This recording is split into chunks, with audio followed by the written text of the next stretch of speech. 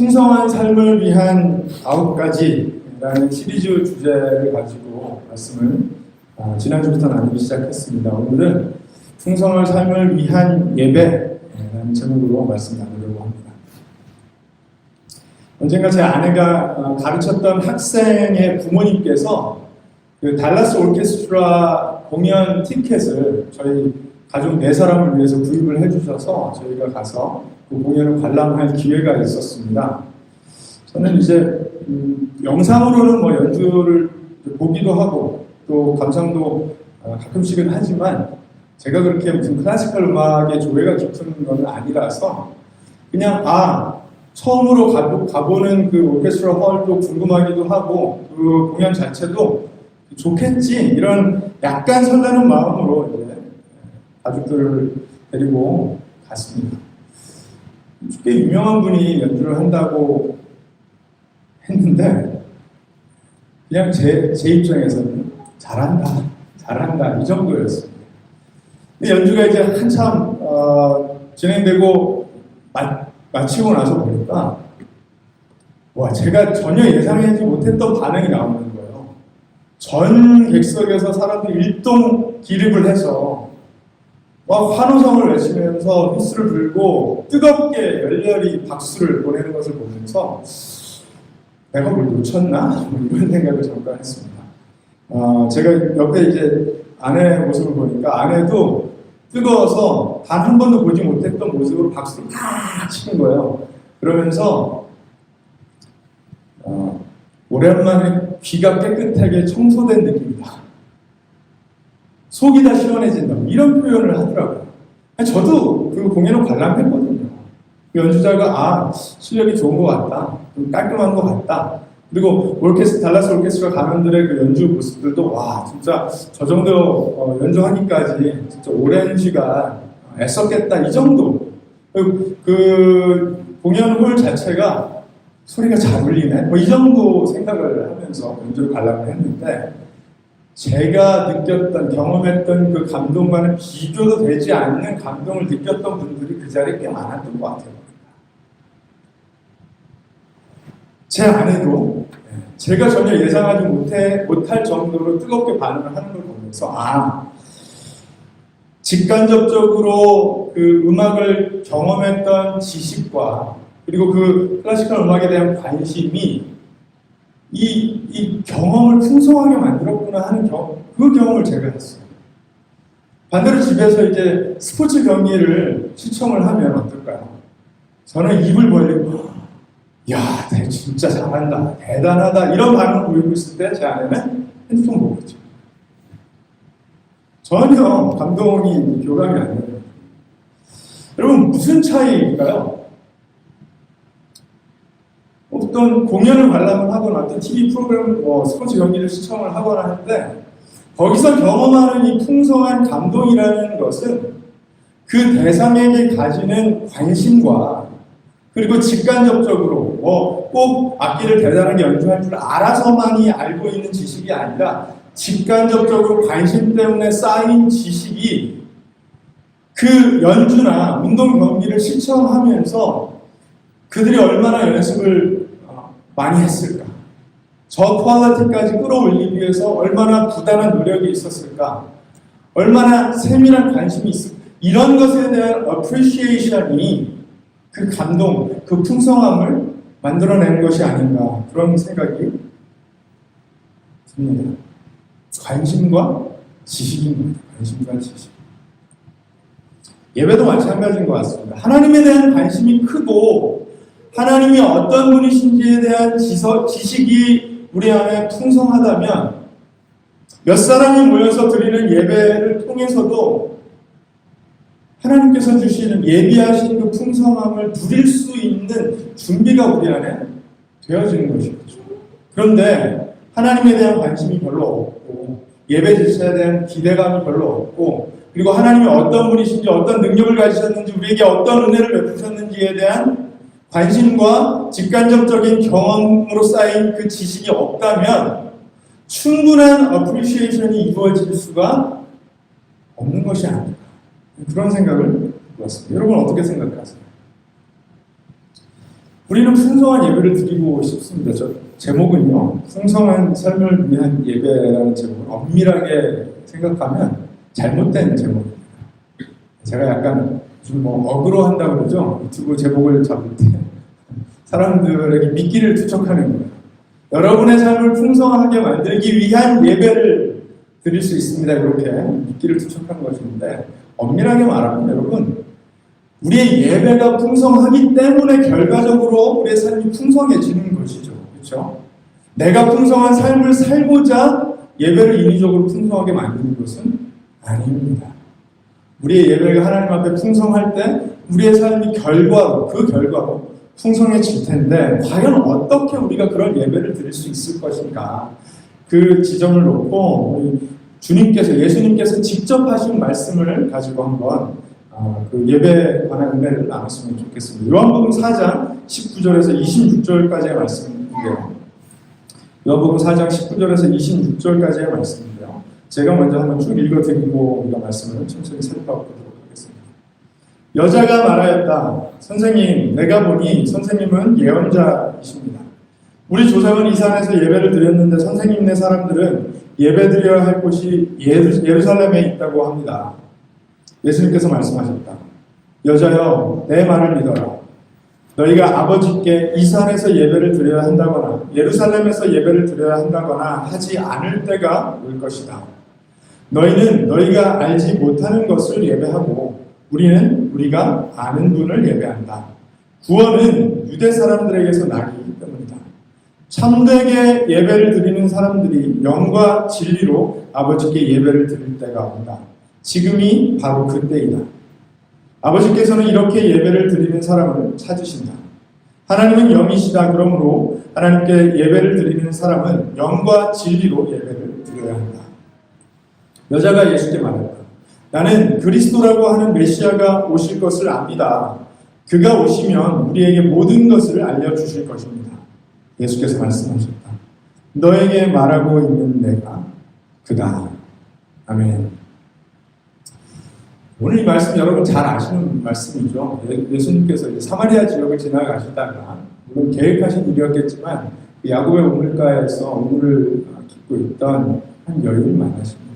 사람들이 아무도 우물을 찾지 않는 뜨거운 정오에 그 여인 혼자 우물을 깃고 있을 때 예수님께서 그를 찾아가 만나 주십니다. 그리고 오늘 본 말씀은 이 여인이 예수님이 범상한 분이 아니라는 사실, 이분이 위대한 선지자일 것이라는 마음의 추측, 확신을 충분히 가지게 된 그 포인트에 주님께서 이 여인과 나눠주신 대화의 내용입니다. 말씀을 보시면요, 이 여인이 선지자를 만났는데, 여러분 만약에 여러분을 위해서 엄청난 능력의 기도를 해줄 수 있고 대단한 예언의 말씀을 줄 수 있는 어떤 선지자를 만난다면 무엇을 질문하고 싶으세요? 내 10년 후 미래가 어떨 것 같습니까? 내가 돈을 좀 벌 수 있습니까? 아니면 우리 자식들이 잘 되게 좀 기도해 줄 수 있나요? 이런 거 질문하고 싶지 않습니까? 그런데 이 여인이 예수님께 예배에 관한 질문을 하고 있어요. 이 오늘 본문이 그걸 상세하게 말하고 있지는 않지만 제가 추측할 때는 이 여인이 개인적으로 가지고 있었던 문제가 심각했잖아요. 예수님께서 말씀해 주세요. 너에게 남편이 5이 있어도 지금 그 사람도 너의 남편이 아니다. 이 여인이 개인적인 상처, 아픔, 역경의 삶을 살아왔었던 것을 예수님이 이미 다 아시고 이 여인의 진짜 문제를 해결해 주실 의지 표현을 하신 것이죠. 그렇죠? 근데 이 여인이 자신의 그런 개인적인 이슈를 가지고 예수님 앞에 이야기하지 않고 예배에 관한 질문을 한다는 것은 어쩌면 그가 자신이 그렇게 어렵고 힘든 또 정말 자기가 기대한다고 삶이 풀리지 않는 그런 삶을 살고 있었던 것이 예배의 문제 때문이 아닐까라는 생각을 했기 때문에 주님이 그런 질문을 한 것이 아닐까 저는 생각합니다. 예배가 잘 풀리면 올바른 예배를 드릴 수만 있다면 내 문제도 좀 해결될 것 같은데 그런 바람이 있지 않았을까 생각합니다. 여러분 어떠세요? 여러분도 여러분의 예배, 여러분이 오늘 하나님 앞에 드리는 예배, 또 여러분이 삶에서 드리시는 예배에 관한 생각 간절하십니까? 내가 예배에 성공해야 내 개인의 삶에서도 성공할 텐데 이런 생각이 혹시 있으십니까? 이 여인은 그게 있었던 것 같아요. 그래서 예수님께 질문을 합니다. 그런데 질문이 좀 문제가 있죠. 예루살렘에서 드리는 예배인가 아니면 사마리아인들이 오랫동안 그랬던 것처럼 그리심산에서 드리는 예배인가 질문을 하면서 예배의 장소에 관하여 질문을 합니다. 어디서 드리는 예배를 하나님이 받으십니까? 이런 질문을 하는 거예요. 우리 같으면 예배실에서 드리는 예배를 받으십니까? 친구실에서 드리는 예배를 받으십니까? 집에서 혼자 드리는 예배를 받으십니까? 이런 질문을 하는 것이죠. 이 교회에서 드리는 예배를 받으십니까? 저쪽 교회에서 드리는 예배를 받으십니까? 이 예배의 문제는요, 사마리아인들과 유대인들, 이제 사마리아인들은 북이스라엘과 남유다가 갈라지고 나서 북이스라엘 사람들이 우리나라처럼요, 북한과 남한과 갈려서 이 북이스라엘 사람들이 이방 민족과 통혼을 많이 했거든요. 그래서 혼혈 민족이 북이스라엘에 많이 생겼는데 남유다 사람들은 자신들의 유대적 전통을 지켰다라는 것 때문에 자부심을 갖고 이 북이스라엘 사람들을 유대인 취급을 안 해줬어요. 이스라엘의 자손 취급을 안 해줬어요. 그들을 개 취급했어요. 그래서 갈등이 심해졌고 우리가 예루살렘에서 드리는 예배가 진짜 예배다. 아니 사마리아 사람들은 우리가 그리심산에서 드리는 예배가 진짜 예배다. 이런 갈등이 있었던 것이죠. 이건 민족적으로 충분히 대두됐던 질문이라 아마 이 여인이 이 예배에 관한 질문을 예수님께 하면서 어떤 예배가 올바른 예배입니까? 라고 예배 장소에 관하여 질문했던 것 같습니다. 그런데 예수님 뭐라고 답하십니까? 21절에 보니까 여자여 내 말을 믿어라. 너희가 아버지께 이 산에서 예배를 드려야 한다거나 예루살렘에서 예배를 드려야 한다거나 하지 않을 때가 올 것이다. 장소가 중요한 것이 아니다. 간단하게 말씀하십니다. 예배 장소가 중요한 것이 아니다. 너희는 너희가 알지 못하는 것을 예배하고 우리는 우리가 아는 분을 예배한다. 구원은 유대 사람들에게서 나기 때문이다. 예배의 장소가 문제가 아니라 예배의 대상이 문제라는 사실을 주님 말씀해 주십니다. 그러면 사마리아인들이 드리는 예배는 예배의 대상이 잘못되어서 잘못된 예배이고 남유다 사람들이 드리는 예배는 예배의 대상이 올바로 돼서 예배가 올바른 예배인가? 그 말씀을 하시는 것인가 생각할 수 있죠. 근데 그건 아닌 것 같아요. 왜냐하면 그럴 때가 올 것이다. 구원이 유대 사람들에게서 난다. 이런 말씀을 하시는 것으로 보아서 그리고 대화가 어떻게 이어지는지를 우리가 말씀 통해서 본 것으로 비추어 보아서 예수님은 예수 그리스도를 통하여 하나님 앞에 나아가는 사람, 예수 그리스도의 이름으로 하나님을 예배하는 사람들의 예배를 하나님께서 받으신다는 것을 이 대화를 통해 강조하고 계신 것으로 보입니다. 예배의 대상에 대해서 말씀하실 때 내가 바로 그 예배의 대상이다. 너희가 그토록 기다리던 메시아 그 그리스도가 바로 나다라고 주님 직접 말씀하셨잖아요. 나의 구원의 은혜가 아니면 너희는 아버지께 나아갈 수가 없는 사람들이다. 이 말씀을 하시면서 너희는 구원의 대상을 올바로 알아야 되고 그 구원의 그 예배의 대상 앞에 나아갈 때 나를 통해서 나가야 된다. 그런 말씀을 하시는 것입니다. 뿐만 아니죠. 예배의 대상에 대해서 가르쳐 주신 후에 24절에 보니까 하나님은 영이시라 그러므로 하나님께 예배를 드리는 사람은 영과 진리로 예배를 드려야 한다라고 말씀하시면서 예배의 방법과 예배자의 태도에 관해서도 말씀을 해주십니다. 그러니까 예배의 대상, 예배의 방법, 예배자의 태도 이걸 다 말씀을 해주시는 거예요. 성령을 통하지 않고 즉 하나님과 영과 영으로 우리가 통하지 않고는 온전한 예배를 드릴 수가 없고 하나님께서 주시는 진리를 우리 삶에 유일한 진리, 전적인 진리로 갖지 않고는 온전한 예배를 드릴 수 없다라고 주님께서 말씀하시는 것입니다. 예배의 대상과 예배의 방법과 예배의 태도에 관하여 여러 가지 말씀을 하시는 것 같지만요. 엄밀하게 말하면 예배의 열쇠 되시는 예수 그리스도 자신에 대하여 주님이 말씀하시는 것이라고 볼 수가 있어요. 그렇죠? 여러분 우리의 예배는 오직 예수 그리스도를 통해서만 드릴 수 있는 것입니다. 여러분 믿으시죠? 그분의 구원의 은혜가 아니면 우리는 감히 하나님 아버지 앞에 나아갈 수가 없는 사람들입니다.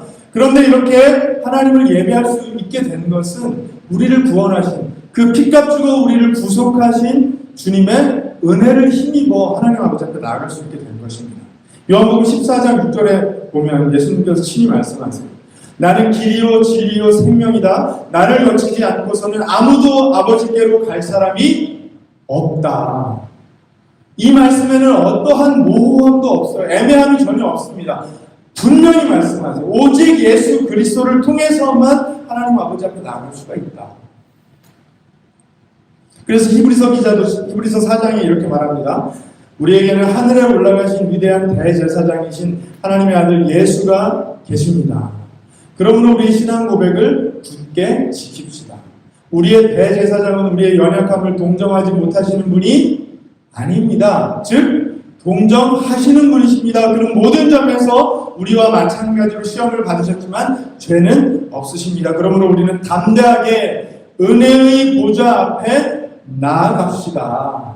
하나님께서 우리를 위하여 예배 때마다 풍성한 은혜로 예비하신 그 은혜를 우리가 받을 수 있는 비결은 누구를 힘입어서요? 예수 그리스도를 힘입어서 나아갈 수 있다는 것입니다. 그리하여 우리가 자비를 받고 은혜를 입어서 제때에 주시는 도움을 받도록 합시다. 우리가 누구를 어떻게 예배하는지를 분명히 해야 된다는 것이죠. 누구십니까? 예수 그리스도를 통해 아들을 내어주신 하나님 아버지를 예배하는 것이며 오직 그리스도 예수를 통해서만 하나님을 예배한다는 것입니다.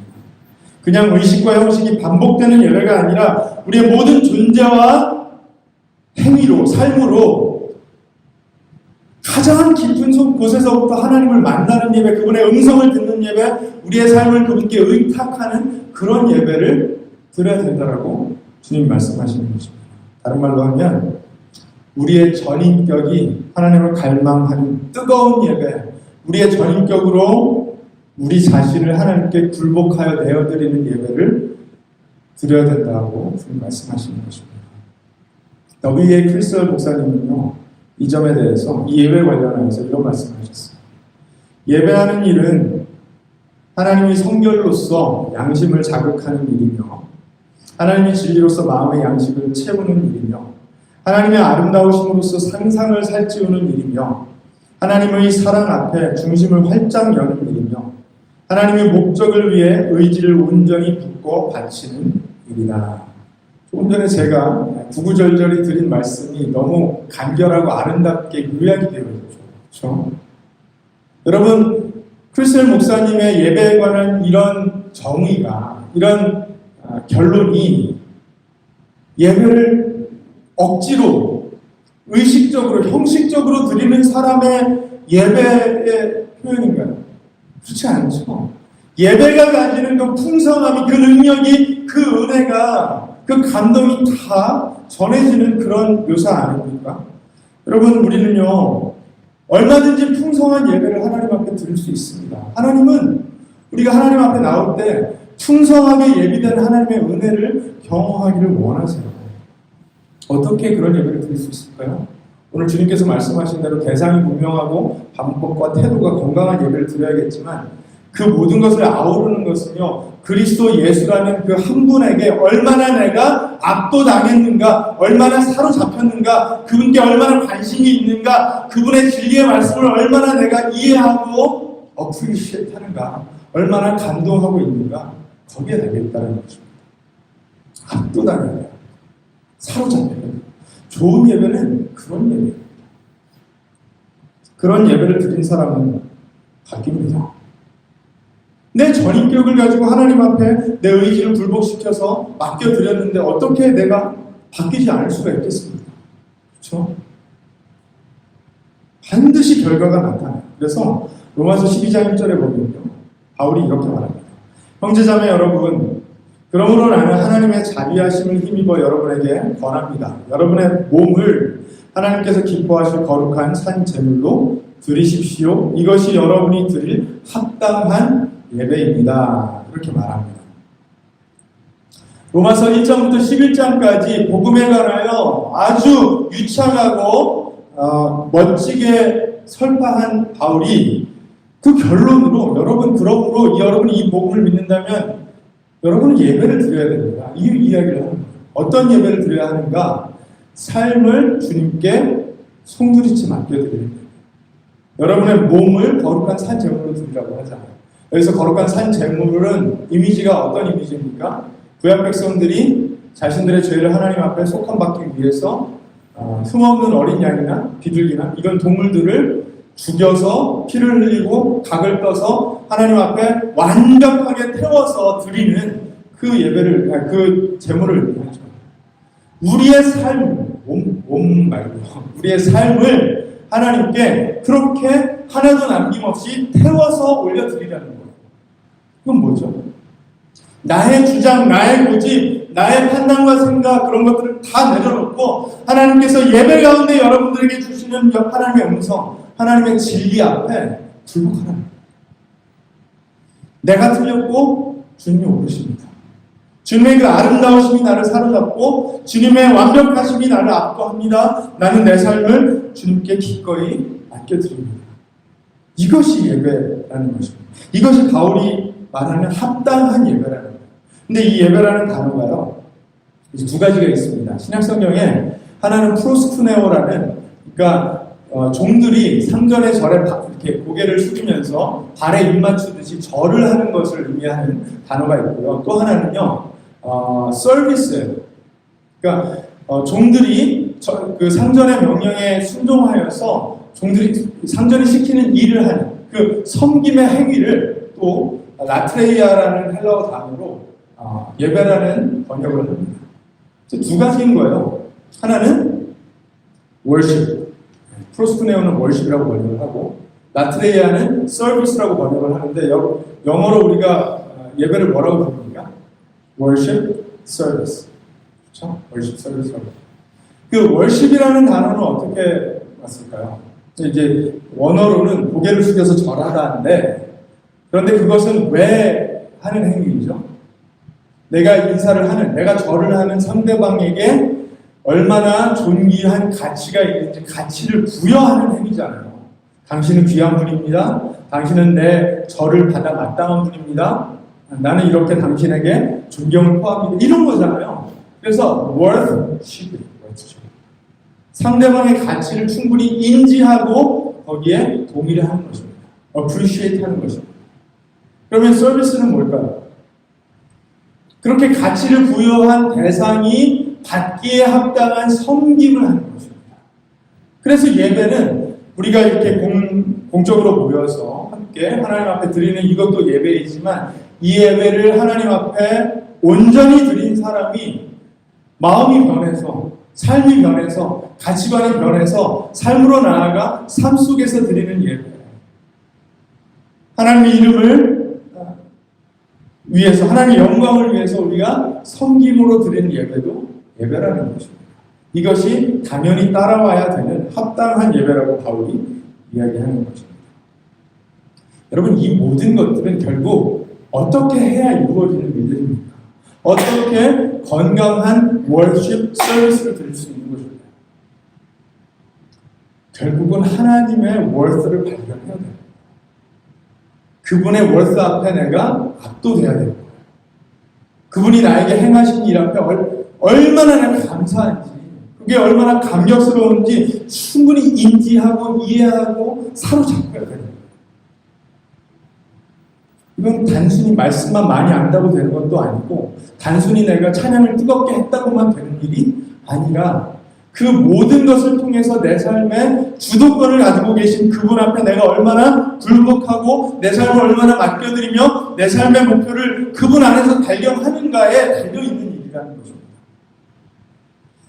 마치 공연장에서 저는 미처 다 알지 못하는 깊이로 그 연주에 감동하는, 그 풍성함을 누리는 그분들처럼 우리가 하나님의 그 깊으신 은혜 앞에, 높으신 영광 앞에 충분히 감동하고 엎드릴 때에, 그 풍성함을 인지할 때, 이해할 때에, 그때만 경험할 수 있는 일이라는 것입니다. 여러분 그런 예배 하나님 앞에 드리고 계십니까? 어떤 할머님께서 이제 돌아가시면서 손녀딸에게 보석이 박힌 목걸이 하나를 우산으로 남겨주십니다. 그 손녀는 아직 어려서 할머니가 주는 오래된 목걸이, 별거 아니라고 생각하고 대수롭지 않게 자기 서랍장에 던져놓습니다. TV를 시청하는데 누군가가 그 오래된 목걸이를 찾고 있는데 그게 국보급이 되는 아주 귀하고 귀한 목걸이라는 사실을 이 소녀딸이 알게 되는 거예요. 바로 그 전까지는 이 목걸이가 할머니가 오래전에 산 사소한 것이라고 생각하며 서랍장에 던져놨는데 이제 어떻게 됐을까요? 이 목걸이가 얼마나 귀한 목걸이인지라는 사실에 자기가 압도당하는 것이죠. 사로잡히는 것이죠. 더 이상 그걸 사소하게 대할 수가 없는 것이죠. 그렇죠? 근거에 넣어야 될 거예요. 귀하게 그것을 보관해야 될 거예요.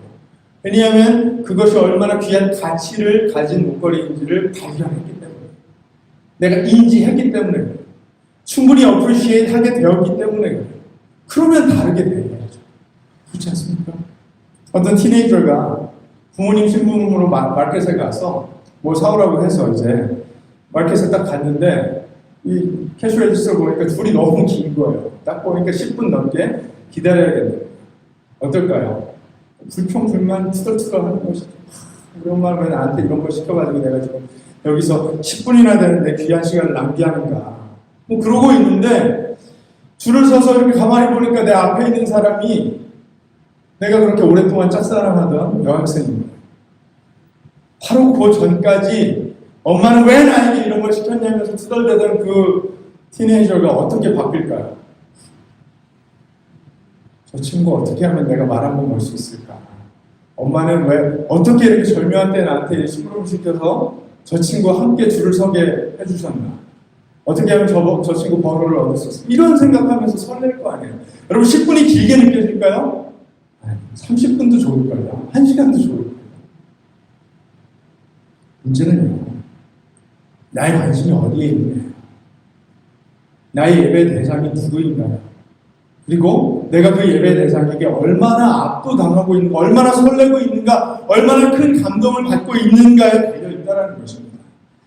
여러분 그렇게 압도당했는데 우리의 예배가 순간적으로 끝나는 예배가 될 수 있겠습니까? 우리의 삶으로 이어지는 예배가 될 수밖에 없겠죠. 그렇죠? 월십이 서비스로 이어지는 예배를 드릴 수밖에 없을 것입니다. 그 사마리아 우물가에 있던 여인, 예수님이 어떤 분이시며 그분이 어떤 구원을 주시며 그분이 그들이 그렇게 오랫동안 기다리던 그리스도시라는 사실을 충분히 알게 됐을 때 그녀가 삶에서 드리는 예배는 그 전과는 전혀 다른 예배가 됐습니다. 그리스도의 영광을 위하여, 그분의 이름을 위하여 많은 사람들에게 그분을 전하는 삶을 살게 됐다라고 성경은 기록을 하고 있습니다. 여러분 우리가 이렇게 공적으로 모여서 드리는 예배나 아니면 우리가 수시로 하나님 앞에 드리는 개인적인 삶의 예배나 모두가 우리 예배 대상 되신 하나님께 우리가 얼마나 압도당했는가, 그분의 은혜에 얼마나 사로잡혔는가에 달려 있습니다.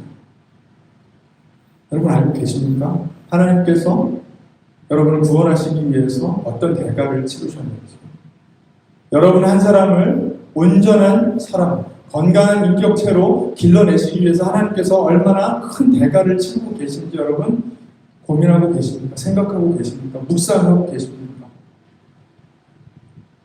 그 사실에 대한 이해가 얼마나 깊은가에 따라 우리의 예배가 전혀 달라진다. 우리가 하나님께 마땅히 드려야 될 예배는 바로 우리의 삶을 하나님께서 기뻐하실 만한 모양으로 계속해서 빚어가는 그런 예배인 것입니다. 그분께서 가지고 계시는 모든 존귀와 위엄과 권능과 영광을 인정해드리며 그분께서 나의 삶의 주도권을 가지고 나를 이끌어 가실 수 있도록 나를 내어드리는 예배라는 것입니다. 그러므로 우리의 삶 전체에서 나타나야 하는 그런 예배인 것입니다.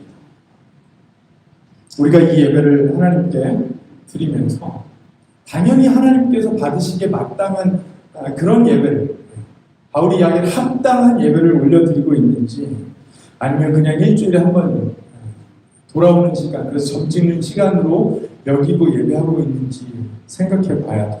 저는 오랜 시간 동안 교회의 가장 중요한 사명은 복음을 밖에 전하는 일이라고 생각을 해서 이렇게 예배로 모이는 일은 일종의 지나가는 프로세스 또는 일종의 툴이 된다라고 생각을 했었어요.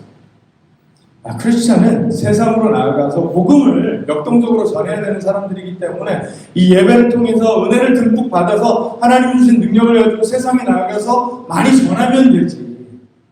여러분, 이 생각의 오류는 뭐냐 하면요, 이 예배가 얼마나 귀중한 일인지를 미스하는 거예요. 이 예배가 얼마나 귀중한 일, 하나님이 이 예배를 얼마나 귀중하게 생각하시는지를 완전히 미스하는 거예요. 제가 그렇게 생각했어요.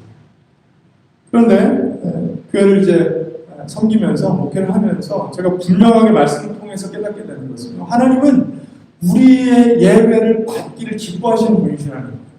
아멘이시죠? 그래서 이 예배는 어쩌면 우리 인생의 클라이맥스이기도 하고요, 우리의 일상의 피나클이기도 해요. 가장 높은 지점이에요.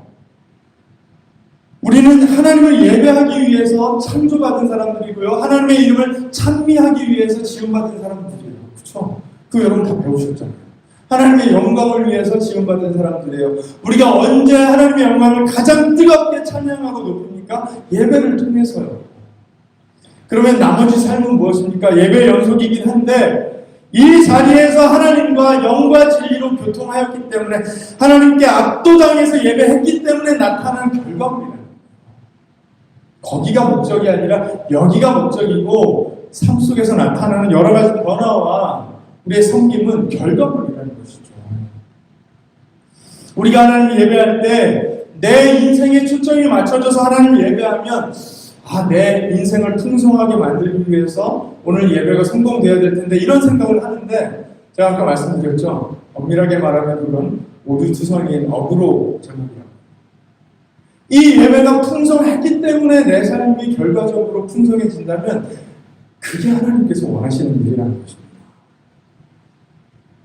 사마리아 여인에게 주님께서 가르쳐 주셨던 그 예배의 대상과 방법과 예배자의 태도를 통해 온전한 예배를 맛본 초대교회 성도들이 얼마나 멋진 사람들이었는지를 베드로전서 1장에 이렇게 묘사를 합니다.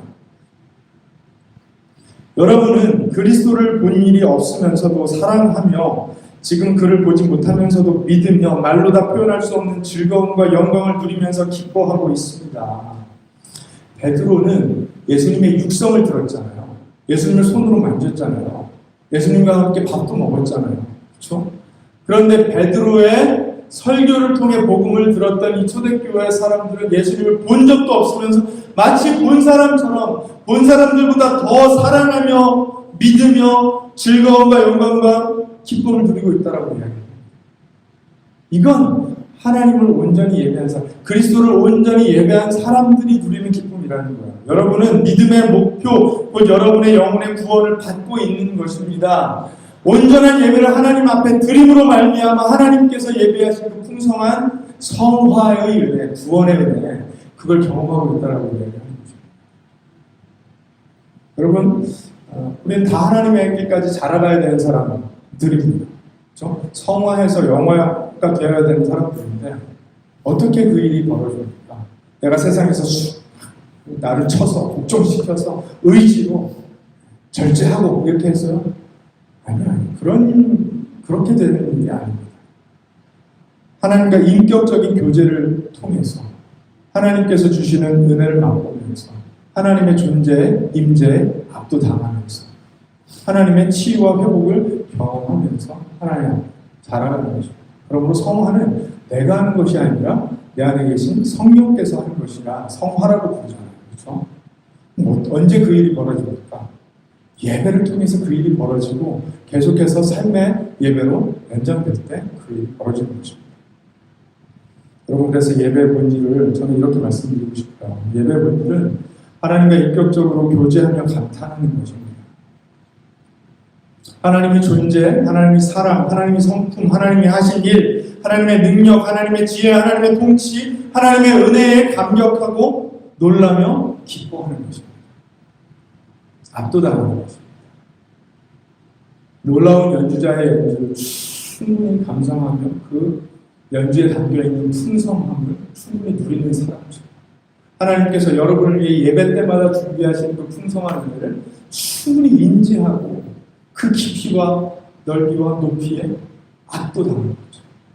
그렇게 하나님을 예배하는 거죠. 다른 곳으로 가기 위하여 드리는 경유지가 아니라 이 예배의 자리 자체가 우리가 도착해야 되는 지점이라는 것입니다. 여러분, 우리가 예배 가운데 하나님을 진정으로 높이고 찬양할 때, 다시 말하면 그분이 우리 모든 어텐션의 센터가 되실 때, 관심의 초점이 되실 때, 그때 우리가 예배 자리를 떠나기도 싫어질 것입니다. 저 목사님 설교 언제 끝나? 이런 마음 안 씁니다. 하나님께서 나에게 말씀을 주신다면, 성령께서 음성을 들려주신다면 그 음성에 사로잡히고 압도되어서 나에게 또 어떤 말씀을 주실까? 어떤 진리를 예비하셨을까? 나에게 어떤 면들이 고쳐야 될 지점들일까? 생각할 것입니다. 마치 제가 예수님이라고 말씀드리는 거 아니에요. 오해하시면 베드로와 야고보와 요한이 변화산에서 예수님께서 영광스럽게 변모하신 모습을 보고 주님, 여기가 좋사오니 초막 3개를 주고 여기서 살았으면 좋겠습니다. 안 내려갔으면 좋겠습니다 하는 것처럼 예배 가운데 풍성하신 하나님의 영광과 은혜를 맛보고 그 은혜에 사로잡힌다면 주님, 저는 여기가 너무 좋으니까 좀 이 자리를 안 떠나고 싶습니다 하는 생각이 들 것입니다. 여러분, 우리 그런 예배를 드렸으면 좋겠습니다. 네? 풍성한 예배를 드렸으면 좋겠습니다. 그런 예배는 우리를 세상에서 구별된 삶을 살게 하는 그런 능력을 가지고 있습니다. 그렇게 내 삶을 맡겨드리면서 예배를 드렸는데 변하지 않은 사람이 어디에 있겠습니까? 하나님께서 무엇을 기뻐하실지 구별된 삶을 살기 위해서 나를 내어드리게 되었습니다. 꼭 내 의지와 결단만으로 내 삶을 바꿔가는 것이 아니라 하나님께서 주신 은혜가 너무 감사해서 자연스럽게 변해가는 우리의 삶을 발견하게 될 것입니다. 어떤 사람은 풍성한 예배를 드린 사람만이 그렇게 살아갈 수가 있겠습니다. 여러분, 반대로 예배를 풍성하게 드리지 못한 사람의 삶이 어떨까요? 똑같은 삶이 또 반복돼요. 마음이 각박해질 때 그걸 어떻게 할 수가 없는 거예요. 하나님의 그 풍성하신 은혜를 떠올릴 수가 없는 거예요. 계속해서 세상적으로 해결할 방법을 구합니다. 온전하고 풍성한 예배를 드린 사람만이 하나님께서 기뻐하실 만한 세상에서 구별된 삶을 살 수 있는 것입니다. 여러분, 저는 그런 점에서 예배는 교회의 가장 큰 사명이라고 생각합니다. 여러분도 그렇게 믿으셨으면 좋겠어요. 그래서 오늘 이 자리가 너무나 귀한 자리입니다.